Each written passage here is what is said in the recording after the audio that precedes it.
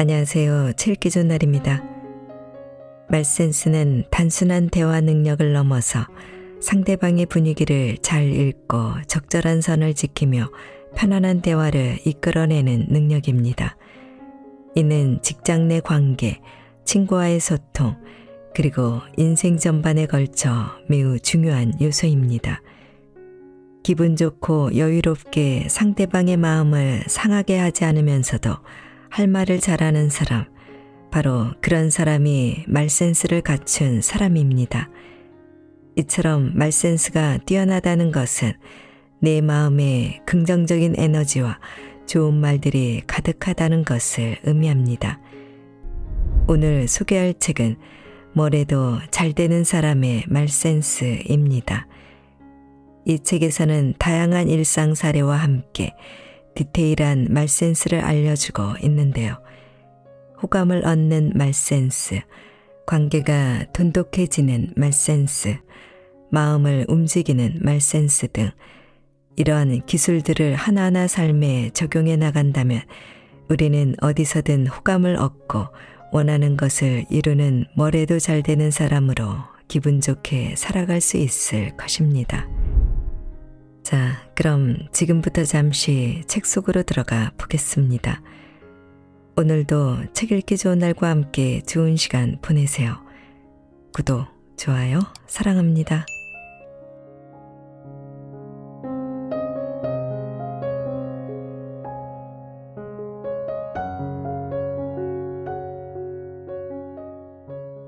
다시 만나고 싶은 사람이 되는 말센스.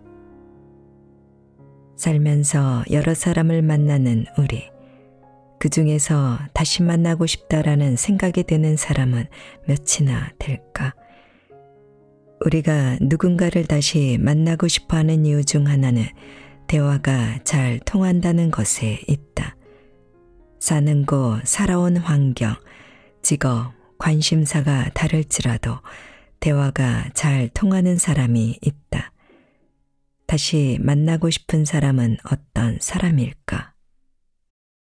1. 긍정적인 말이 이어지는 사람. 우리 회사에 이상한 사람이 있어 골치예요. 요즘 살기가 너무 힘들죠. 그게 아니고 그게 그 생각은 잘못된 것 같은데요. 대화에서 부정적인 이야기만 늘어놓는 사람이 있다.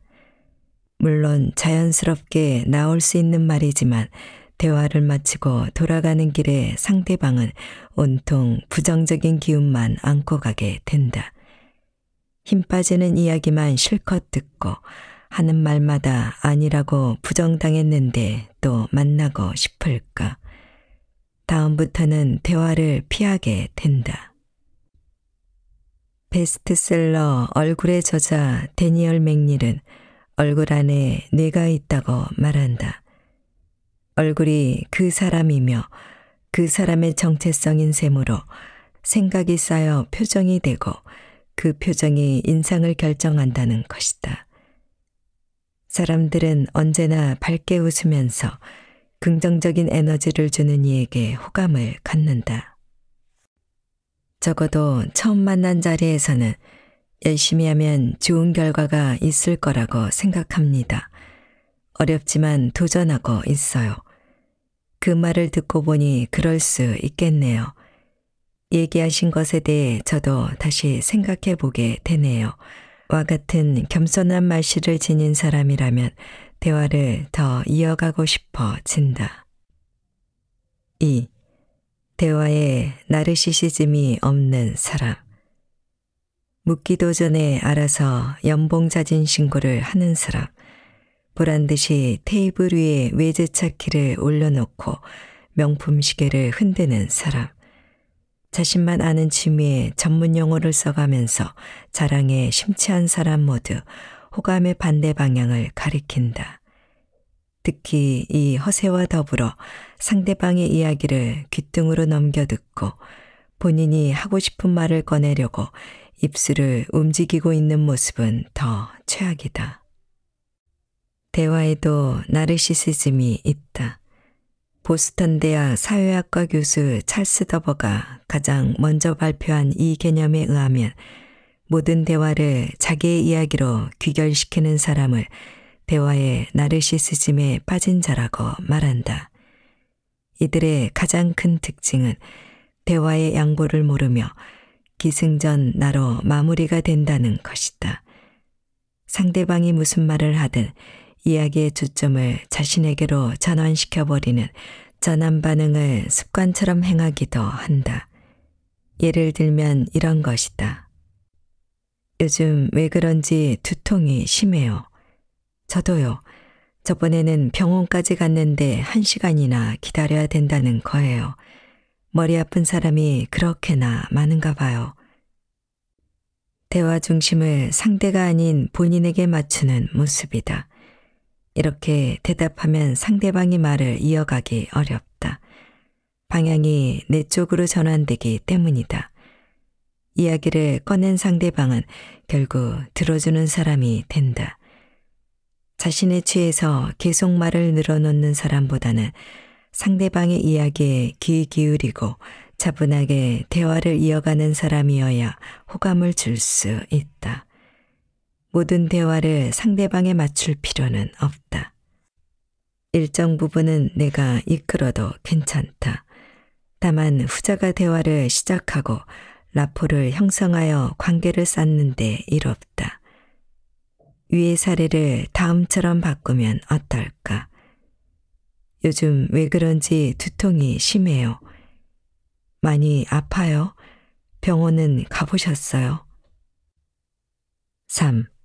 먼저 다음을 기약해주는 사람.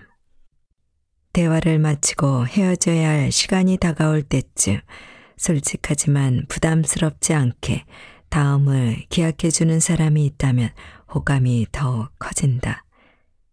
웃으면서 또 만나면 좋겠어요. 다음에는 맛있는 식사 같이 해요.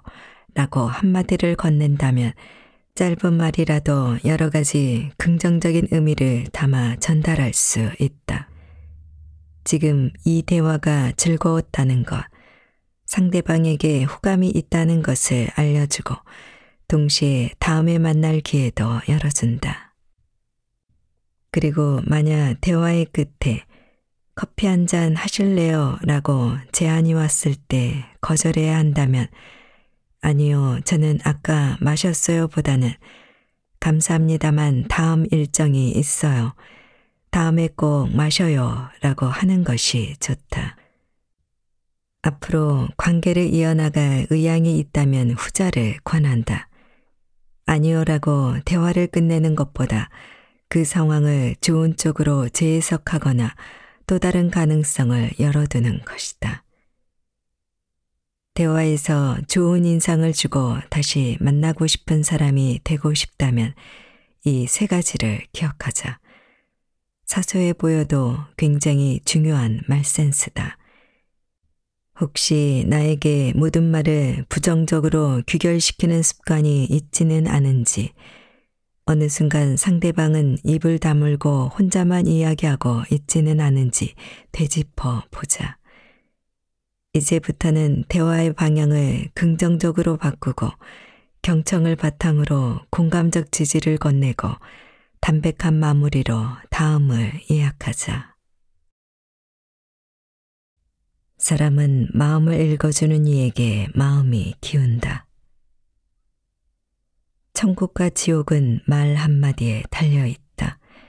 힘내라는 말 한마디가 하루를 활기차게 시작하게 하고 괜찮다는 말 한마디가 쓰디쓴 일상을 이어갈 위로가 되고 할 수 있다는 말 한마디가 다시 내일로 나아갈 용기를 준다. 우리는 매일 매 순간 말 한마디로 천국과 지옥을 오가고 있다. 내가 그 공간을 선사할 수도 누군가가 그 공간을 채워줄 수도 있다. 물론 좋은 말 한마디로 모두 천국을 경험했으면 한다. 존 버니언의 소설 철로 역정에 천국과 지옥의 차이를 음식으로 표현한 장면이 나온다. 온갖 산의 진미가 즐비한 음식은 천국과 지옥 둘 다 동일하지만 그것을 대하는 사람들의 태도에 차이가 있다. 천국은 긴 젓가락으로 서로 음식을 떠먹여주는 반면 지옥은 긴 젓가락으로 자기 입에 더 많은 음식을 넣으려고 안간힘을 쓰지만 먹을 수 없어서 고통스러워한다. 결국 서로를 위하는 마음이 서로를 살리는 것이다. 이런 천국 속 사람들의 모습이 지금 우리의 일상 곳곳에 늘 필요하다. 그 마음을 담은 말 한마디가 있다면 어떨까? 말 한마디에 호기롭게 무언가를 시작할 힘을 얻고 무너졌던 마음을 다시 일으킬 수 있는 한 줄기 빛을 보고 방황하고 휘청거렸던 마음을 다잡고 때로는 잔잔한 일상에 고운 파장을 일으켜 용기를 심어줄 수도 있을 것이다. 그렇게 함께 살아갈 수 있을 것이다. 아니, 있다. 사랑해. 수고했어. 잘하고 있어. 이 세 마디가 서울 시민이 가장 듣고 싶은 말들로 꼽혔다. 국립국어연구원의 조사에 따르면 대한민국 사람 81%가 가장 듣고 싶어하는 말은 수고에 대한 인정과 감사였다. 위와 같은 표현들이 쉽고 익숙하다면 다행이다. 하지만 쉬워 보이는데 막상 입 밖으로 나오지 않는다면 연습해 보자. 내 앞에 마주한 상대방을 들여다보고 체감 온도를 맞춘 후에 듣기만 해도 마음이 따뜻해지는 말을 건네보자. 그와 함께 상대방에게 원하는 요구사항을 슬쩍 전한다면 설득하기 더 수월하다. 누구나 나를 알아주는 사람에게, 내 마음을 읽어주는 사람에게 마음이 기운다. 이렇게 말 하나로 상대방의 마음을 바꿀 수 있다.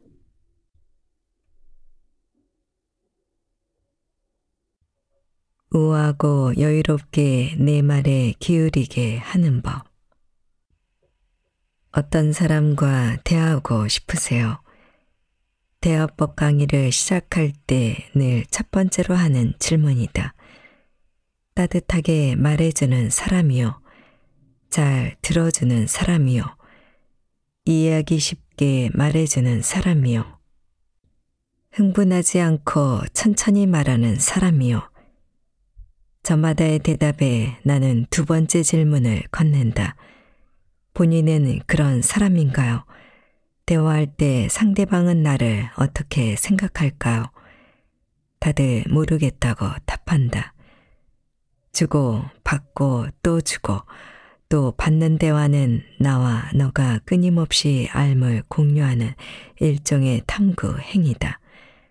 말하는 이가 바로 듣는 이가 되고 듣는 이가 바로 말하는 이가 되는 복잡한 전달 행위이기도 하다. 이때 새로운 메시지를 재미, 행복, 기쁨, 즐거움, 슬픔, 분노, 애환, 서러움, 놀라움, 진지함, 서늘함 등의 감정과 함께 주고 또 받는다. 이 과정에서 말하는 이의 메시지 전달 방식에 따라 듣는 이는 편안함이나 안정감을 느낄 수도, 불편함이나 불쾌감을 느낄 수도 있다. 듣는 이의 수용 방식에 따라 말하는 이의 마음도 달라지기 때문에 둘 다 신경 쓰기가 참 복잡하다. 한 사람만 애쓰는 것이 아니라 두 사람 모두 애쓰면 충분히 평화로운 이해의 길로 갈 수 있다. 우리는 나가 될 수도, 너가 될 수도, 듣는 이가 될 수도, 말하는 이가 될 수도 있다는 것을 명심해야 한다. 내가 원하는 대화의 모습을 상상하며 나는 어떠한지 스스로 돌이켜보는 성찰의 시간이 꼭 필요하다. 이때 심호흡을 하고 편안한 마음부터 지녀야 한다. 꼭 그래야만 한다. 일촉즉발의 위기 상황이나 도저히 감당할 수 없을 만큼의 바쁜 상황이 아니라면 천천히 차분히 이어가자. 대화는 입으로만 하는 게 아니다. 입은 마음과 연결되어 있다. 테크닉과 스킬을 익혔어도 마음이 혼란스러우면 좋은 대화가 어렵다. 마음의 평정심을 되찾으면 감정이나 생각을 잘 정리해서 전하고 받을 수 있다. 마음이 안정되어 있으면 그 말이 신중하고 여유가 있다. 마음이 안정되어 있지 못하면 그 말이 가볍고 급하다. 중구 송나라 때 주자와 그 제자인 여조겸이 편찬한 근사록에 나온 말이다. 고요함 속에서 참다운 지경을 보고 담백함 속에서 본연을 안다. 중구 명나라 말기에 홍자성이 지은 어록집 책은담에 나온 말이다. 샤넬의 창시자 가브리엘 코코 샤넬은 우아한 사람은 여유 있게 말하는 사람이라고 했다. 동의보감에 소개된 심주설에는 심장이 혀를 다스린다라는 내용이 있다. 10년간 라디오를 진행한 한 DJ는 어메이징 그레이스란 프로그램의 이름에 걸맞게 우아하게 말을 적게 하자는 기조를 지키고 있다고 한다. 모두 입과 마음의 연결성을 강조하는 말들이다. 말은 한 사람의 마음과 성격, 더 나아가 인품과 품격을 엿볼 수 있는 도구다. 끊임없는 수련이 필요하다. 가장 쉬운 방법은 우아한 마음으로 말의 포즈를 만드는 것이다. 이때 말의 포즈는 저절로 여과장치가 된다. 우아한 마음이라는 것은 여유를 가지고 편안함에 이른 마음을 의미한다. 입과 이어진 마음까지도 잘 단속해 표현할 수 있는 세련된 말솜씨는 잘 재련된 진주처럼 은은하게 돋보인다. 포즈는 원래 악보를 볼 때 쓰는 용어다. 본래 박자보다 두세 배 느리게 연주하는 것을 뜻하는데 말의 포즈는 살짝 다르다. 말하다가 잠시 쉬어가는 것이다. 듣는 사람은 이 틈에 방금 들은 말을 정리하고 다음 말을 이해할 준비를 할 수 있다. 주로 중요한 말 앞에 충분히 쉰다. 긴장감을 자아내고 집중하게끔 유도할 때도 좋다. SBS 그것이 알고 싶다의 MC 김상중은 그런데 말입니다를 말한 뒤에 호흡을 충분히 줘서 듣는 사람을 집중하게 하고 궁금증을 자아낸다. 중요한 단어, 고유명사, 주요 사람의 이름, 알아둬야 할 숫자나 수치 등을 천천히 쉼을 주고 말하면 된다. 이렇게 부각이 되는 단어나 구, 절은 더 크게, 더 멀리, 더 높게 들리는 일종의 리듬이 생긴다. 시에 운율이 있고 음악에 리듬이 있듯이 말도 마찬가지다. 리듬이 있어야 비로소 말이 부드러워지고 생생해진다. 말은 마음에서 우러나온다. 할수록 짙어지고 갈수록 진해진다. 말이 곧 나다. 부디 나의 말은 맑은 흐름을 타고 우아하고 기품이 그윽하게 느껴지기를 바란다. 평화롭게 오랜 시간 지속하면 좋겠다. 긴 호흡을 내쉬면서 천천히 말해보자. 오해하지는 말자. 휴하는 한숨이 아닌 호하는 심호흡이다. 무례한 사람에게 현명하게 대처하는 법. 절대 저렇게는 살지 말아야지. 이렇게 다짐하게 만드는 사람들이 종종 있다. 마주치는 것도 반갑지 않고 사람을 불편하게 해서 피하고만 싶어지는 사람. 한마디로 그 사람과 함께하는 모든 날, 모든 순간이 싫다. 곱씹을수록 미운 감정이 거세져 나에게 영양가 없는 시간이 늘어난다면 어떻게 해야 할까? 그럴 때는 미운 놈 떡 하나 더 준다는 심정으로 그러려니 하고 해탈하는 자세가 필요하다. 그 감정이 쌓이면 손해를 보는 건 그쪽이 아니라 내 쪽이다. 내가 이렇게 신경을 쓰고 있을 때 그쪽은 전혀 신경 쓰고 있지 않을 확률이 99.9%라고 본다. 어떤 상황이든 가해자보다 피해자가 더 많이 아픈 법이다. 어쩔 수 없이 만나게 되는 불편한 사람들로부터 나를 지켜줄 두 가지 방패를 설명해보자. 방패 1. 존댓말로 차단하자. 가까운 사이가 되면 하대하는 사람들이 있다. 이럴 때는 다시 거리를 두는 편이 낫다. 나의 이름을 부르며 야, 너, 쟤로 무시하는 사람이 있다면 저 부르신 건가요? 야라고 하시길래 몰랐어요. 제 직함을 제대로 불러주세요. 와 같은 식으로 대답도 요구도 질문도 정중하게 하자. 친근감이 묻어나거나 일상적인 말들은 최대한 배제하고 필요한 말만 간결하게 주고받도록 한다. 말이 늘어질수록 빈정만 상하고 기운이 빠질 수 있다. 또 한 번 넘어가면 두 번, 세 번 무리하게 나올 수 있으니 빨리 대응하자. 무례한 말과 행동은 점잖은 태도를 이길 수 없다. 품격으로, 우함으로 무식하고 예의 없는 말을 잠식시킬 수 있다. 끝으로 무례한 이에 대해 자제력을 발휘한 나를 힘껏 칭찬해 주는 것도 잊지 말자. 방패 2. 반어법에 칭찬을 쓰자. 대단하다. 진짜 훌륭해. 멋지다. 멋져.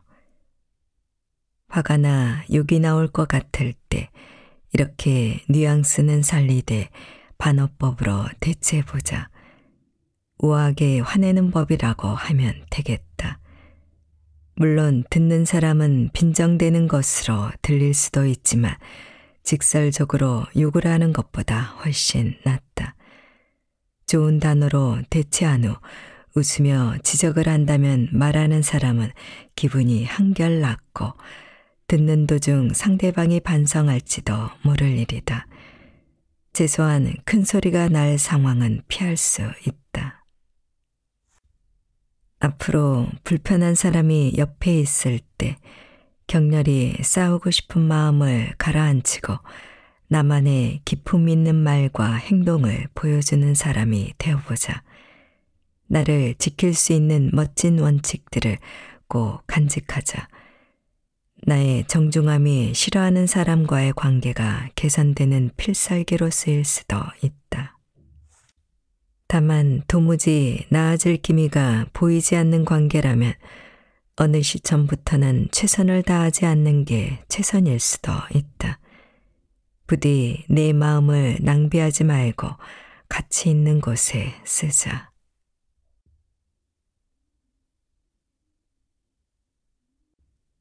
오랜 시간 습관이 된 말들이 인생을 만든다.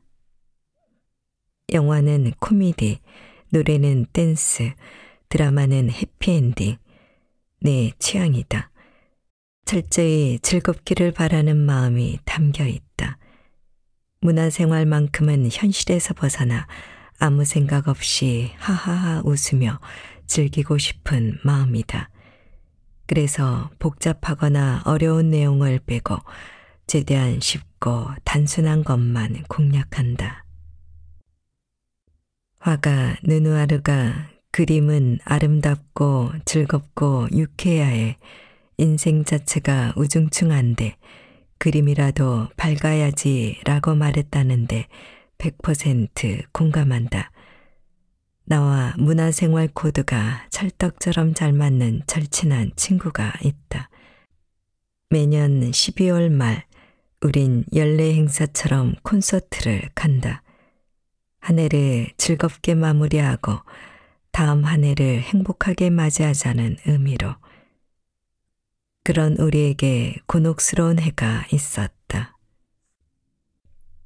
올해 참 힘든 일이 많았어요. 내년에도 힘든 일이 있겠죠. 노래 한 곡 부를게요. 외롭고 우울하고 슬플 때가 많아요. 그래서 이 노래를 만들었어요. 오늘 공연장 오면서 교통사고가 있었어요. 제 잘못이 아닌데 가해자가 피해자처럼 행동하는 거 있죠. 제 마음과 어울리는 노래 골라봤어요. 콘서트에서는 가수가 노래 시작 전이나 노래를 마친 후에 토크 타임을 갖습니다. 이것 또한 나름의 묘미다. 그 입담에 취해 콘서트 내내 밝고 신나는 기운이 감돌기도 한다. 그런데 가수가 이날은 유독 부정적인 말만 이어가니 흥이 날 수 없었다. 선곡한 노래도 음침하고 스산한 곡분이었다. 가수가 입은 옷도 제수복이나 환자복처럼 느껴지고 어둡고 붉은 조명은 공포영화의 한 장면 같았다. 물론 이 느낌을 찾아온 팬들도 있겠지만 우리의 취향과는 맞지 않았다.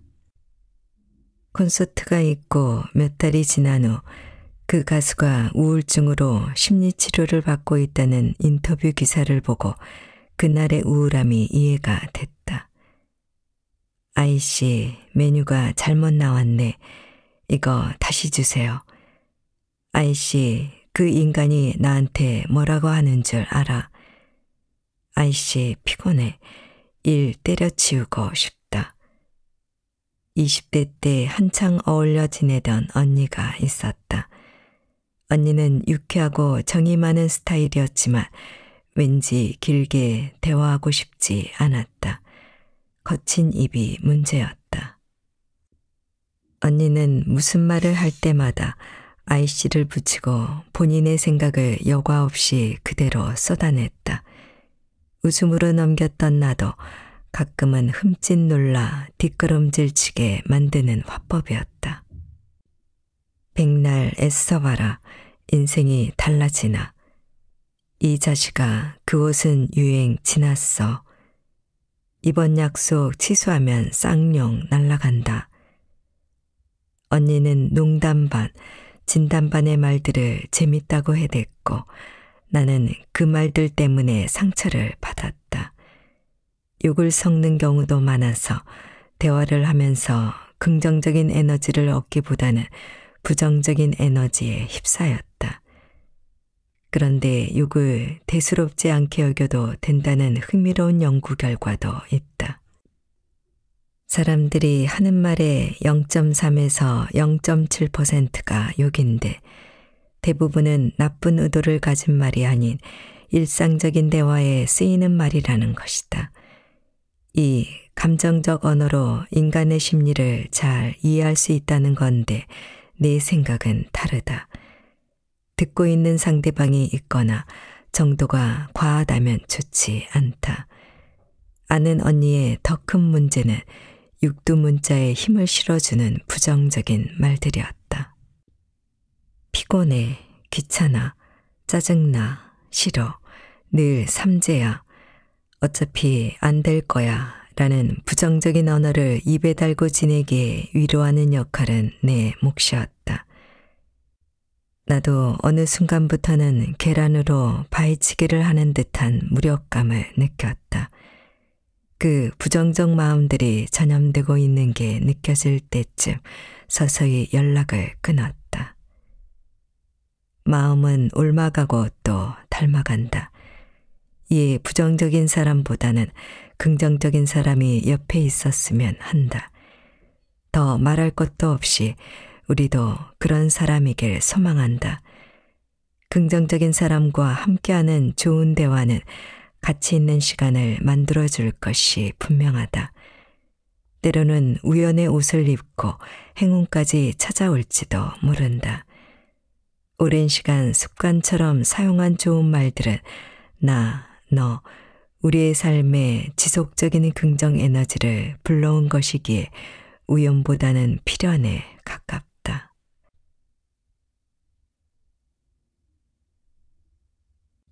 말로써 행복을 나누는 사람이 된다는 것. 나의 불행을 위로해주는 친구보다 나의 성공을 기뻐해주는 친구가 귀하더라. 노력을 알아본 행운이 찾아와 업무 성과들이 연달아 터지고 초고속 승진까지 거머쥔 친구가 언젠가 내게 한 말이다. 동료, 친구, 심지어 동생에게도 축하한다는 따뜻한 한마디를 듣지 못했다고 했다. 또 축하해주는 몇몇은 축하해라고 말은 하고 있지만 삐죽거리는 입으로 어쩔 수 없이 떠밀려 하는 느낌이었다고 했다. 솔직히 말하자면 나는 살짝 삐져나올 뻔한 질투심을 거두고 꽉 안아주며 축하한다 친구야 멋지다를 외쳤다. 훌륭한 인격을 갖춘 성인군자 같은 친구는 아니더라도 좋은 일이 있을 때 진심으로 축하할 수 있는 성숙한 친구가 되자는 다짐도 했다. 인간은 참 간사하다. 지금 잘하고 있더라도 옆에 뛰어난 사람이 있으면 순간 작아진다. 부러워하는 마음은 그나마 낫다.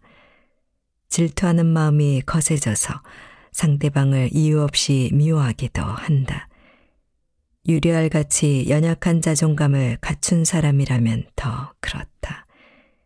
이 감정 기복을 수백 번 느끼며 지금을 살아내고 있는 우리가 꼭 명심해야 할 게 있다. 행복한 사람과 함께하면 나도 행복해진다는 사실이다. 이는 과학적으로 증명된 사실이다. 하버드 대학 성인발달연구팀이 80여 년 동안 연구 중인 주제가 있다. 무엇이 인간을 행복하게 만드는가다. 다양한 계층의 소년 700여 명을 선발해 2년마다 인터뷰하고 오랜 기간 연구한 끝에 내린 결론은 인간관계였다. 돈, 부, 성취, 성과, 명예가 아닌 인간관계라는 점이 흥미롭다. 가족과 친구, 동료들과의 사이가 긴밀할수록 또 의미 있는 사람과 친밀감을 느낄수록 몸과 마음, 두뇌까지도 긍정적인 영향을 받는다는 것이다. 다른 연구 결과도 비슷하다. 20여 년간 진행된 행복의 전염성에 대한 연구를 보면 내가 행복할 때 내 친구도 행복할 확률이 15% 늘어난다고 한다. 더 놀라운 것은 내가 행복하면 내 친구의 친구가 행복할 확률도 10%, 내 친구의 친구의 친구까지 행복할 확률도 6% 늘어난다는 것이다. 거꾸로 내 주변 사람이 행복하면 나도 행복해질 수 있다는 것이다. 끝에는 결국 행복한 사람끼리 모여 있을 확률이 높다. 그러니 행복은 나눌수록 커진다는 말이 맞다. 나보다 더 잘 되는 사람이 곁에 있다면 즐겁게 대해주자. 내 주변인, 내 파트너의 좋은 날들을 공유하고 함께 기뻐하며 응원의 말을 전한다면 앞으로 나의 일상 또한 더 좋은 날들로 물들 테니까. 상대의 행복을 진심으로 축하하고 기뻐하는 것은 스스로를 성장시키는 동시에 주변인들과의 관계를 돈독하게 만든다. 이렇게 서로 주고받는 선한 영향력은 자존감의 지지대가 되어줄 것이다. 나에게도 좋은 말을 건네주자. 몇 해 전 자존감을 키우는 법이란 주제로 시민 토크 콘서트가 열렸고 MC로 무대에 서게 됐다. 강연자는 지역에서 잘 알려진 정신건강의학과 교수였다. 등장하자마자 제 식스팩 보이나요? 라는 그의 물음에 나를 비롯한 모든 관객은 어리둥절했다. 남산만큼 큰 배에 식스팩이 보일 리 없었다. 관객석에서 누군가 식스팩이 아니라 원팩이나 디팩 아닌가요? 라고 말하자 모두 깔깔대며 한바탕 웃었다. 그러자 그가 답했다. 맞아요. 보이지 않을 겁니다. 제 식스팩은 마음속에 있거든요. 이른바 마음속 시스팩으로 불리는 자존감은 이 시대의 화두다. 린다 필드의 제 자존감 고칭에서는 자존감을 자신이 특별하고 소중하며 사랑스러운 존재라는 사실을 기억하는 것이라고 정의했는데 나는 이 표현이 가장 마음에 든다. 알려진 바에 의하면 자존감은 미국에서 1980년대에 크게 유행했고 우리나라는 2010년대부터 지금까지 끊임없이 주목받고 있는 키워드다. 나태주 시인은 한 토크쇼 프로그램에서 요즘 젊은이들은 자존심은 강한데 자존감이 많이 손상된 것 같아요. 밖으로 나타낼 때는 그럴듯하고 멋있는데 집에 돌아와서는 완전히 찌그러진 깡통이 되는 것이 문제입니다. 스스로에게 괜찮다 말해주고 때때로 자기한테 상처럼 휴가도 주고 칭찬하면 자존감이 올라가지 않을까요? 란 조언을 건넸다. 2021년 수능 응시생 필적 확인 문구는 나태주 시인의 시 들길을 걸으며에 나온 많고 많은 사람 중에 그대 한 사람이란 구절이었다. 우리는 모두 세상에 하나뿐인 존재다. 그 사실을 잊고 사는 사람들이 많은 것 같은 현실이다. 나 자신을 돌아봐주고 어여쁘게 여겨주는 마음가짐이 필요해 보인다. 자존감 수업의 저자인 정신건강의학과 윤홍균 교수 또한 손상된 자존감을 회복하기 위해서는 습관적인 훈련이 필요한데 소중한 이에게 듣고 싶은 말이 있다면 먼저 내가 나에게 해보라고 권유한다. 사랑해, 고마워, 잘했어, 수고했어, 괜찮아, 훌륭해, 최고야, 널 믿어, 아프지 마, 오늘도 잘 될 거야, 앞으로 더 잘할 수 있어. 진심으로 나를 사랑하는 사람이 전할 말을 내가 대신해 보자. 하루에 한 번씩 해보고 점차 늘려가자. 그리고 여기에 더해 일일 1셀프 칭찬을 시작해보자. 누군가는 하루에 한 가지나 칭찬할 만한 게 있을까요? 하고 반문할 수도 있다. 내가 직무 스트레스 관리, 마음 챙김, 마인드셋 수업에서 단연간 시도해 본 결과 분명히 있다. 하다 보면 너무 많아 당황할지도 모른다. 몇몇 기억에 남는 일일 1셀프 칭찬 예시를 소개한다. 오늘 일찍 일어난 나를 칭찬해. 아이 등원을 시키고 아침밥 한 거 칭찬해. 차 막히는 월요일인데 지각하지 않고 가장 먼저 출근한 거 칭찬해. 종일 업무가 몰아쳤는데도 다 소화한 나를 칭찬해. 속상한 일이 있었는데도 잘 감내한 거 칭찬해. 퇴근길에 2정거장 먼저 내려 집까지 걸어간 거 칭찬해. 소소한 것에 감사한 나를 칭찬해. 이렇게 하다 보면 오늘 칭찬할 게 끝도 없이 떠오를 것이다. 일기장에 메모해도 좋고 나지막히 읊조려도 좋다. 아무도 없는 방에서 큰 소리로 외쳐봐도 좋다. 나 자신을 칭찬하는 고운 말과 글은 머릿속에 저장되어 스스로를 믿게 하고 반응하게 하고 움직이게 할 것이다. 정 칭찬할 게 없다면 말없이 나의 어깨를 감싸 두드려주는 것도 괜찮은 방법이다. 내가 나를 안아주는 것인데 일명 나비 포옹법으로 불린다. 정신건강의학에서는 일종의 심리 안정화 기법으로도 알려져 있다. 마치 나비가 날개짓을 하듯 양팔로 반대쪽 어깨를 부드럽게 감싸 안아 준다. 눈을 감고 한쪽씩 토닥여주면 된다.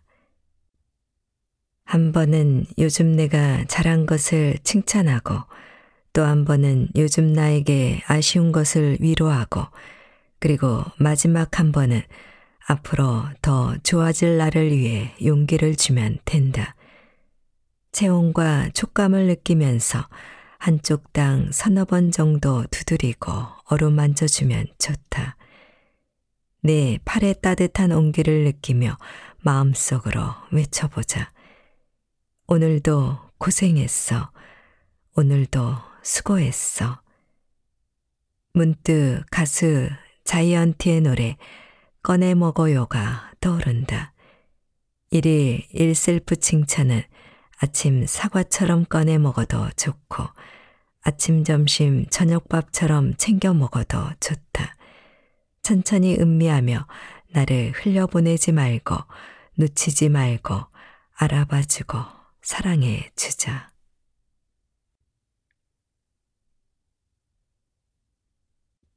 때로는 서로의 대나무 숲이 되어보자. 때로는 수다가 위로의 시간을 만든다. 지니야, 나 사실 힘든 일이 있어로 시작하는 친구의 말을 3시간 넘게 들어준 기억이 있다. 경솔하게 내 생각이나 해결책을 제시할 문제는 아니라 묵묵히 들어줄 수밖에 없었다. 만남을 끝내고 집으로 돌아가는 길 정말 힘들었는데 그래도 너에게 얘기하니까 좀 풀리네 라는 친구의 문자를 받았다. 늘 주기적으로 만나서 정산하듯 수다를 떠는 우리. 유쾌한 일도 기쁜 일도 나쁜 일도 어려운 일도 소소한 일도 함께다. 친구나 가족에게 짐이 되지 않고자 혹은 귀찮아서 수다의 시간을 멈추고 있다면 다시 시동을 걸어도 좋다. 나의 소중한 이가 시원한 수다 한 판을 기다리고 있을지도 모른다. 단 상대방이 내 이야기를 들어줄 여유가 있는지 체크하는 센스를 발휘하자. 누구나 대나무 숲은 필요하다. 일기에 끄적거리는 글은 나만의 대나무 숲이 되고 마음 맞는 친구와 주고받는 수다는 함께하는 대나무 숲이 된다. 어쩔 수 없이 크고 작은 심리적 불안을 안고 살아가는 우리에게는 일종의 자연 치유인 셈이다. 수다의 효능은 많은 연구를 통해 증명됐다. 타임즈에 실린 행복 보고서에 의하면 사람의 기분을 좋게 만드는 요인에 대해 조사해보니 여성의 63%, 남성의 51%가 가족이나 친구와 나누는 수다를 꼽았다고 한다. 미국 미시간 대학에서 진행한 실험 결과 심각한 토론을 한 학생들보다 친근한 수다를 떤 학생들이 인지 능력이 올라가고 전두엽이 활성화돼 높은 성적을 낼 수 있었다고 밝혔다. 회사 내에 직원의 방이나 멋들어진 카페테리아가 왜 있겠는가. 심지어 요즘은 함께 보드게임을 하고 당구나 볼링을 칠 수 있는 여가 공간을 마련해 놓기도 한다. 특히 새로운 아이디어와 팀원 간의 협업이 필요한 기업일수록 더하다. 수다의 시간을 통해 더 좋은 아웃풋을 요구하는 것이다. 또한 뇌를 자극하는 것이 어르신들 치매 예방에 도움이 되는데 가장 손쉬운 방법이 수다란 말은 언제나 나온다. 할 일 없이 떠든다고 하는 사람도 있겠지만 수다는 절대 쓸데없지 않다. 특별한 주제나 목적이 없어도 괜찮다. 우리만의 이야기 안에 주고받는 마음이 있기에 분명 쓸데가 있다. 전화로 수다나 떨자며 먼저 전화를 걸어오는 사람이 있다면 서로의 의미 있는 얘기를 할 수 있는 사람이 있다면 그 수다 메이트는 나에겐 보약이고 보석과 같은 존재다.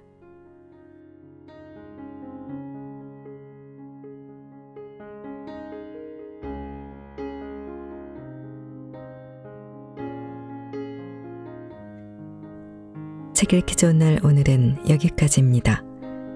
안전하고 포근한 시간 되세요. 사랑합니다.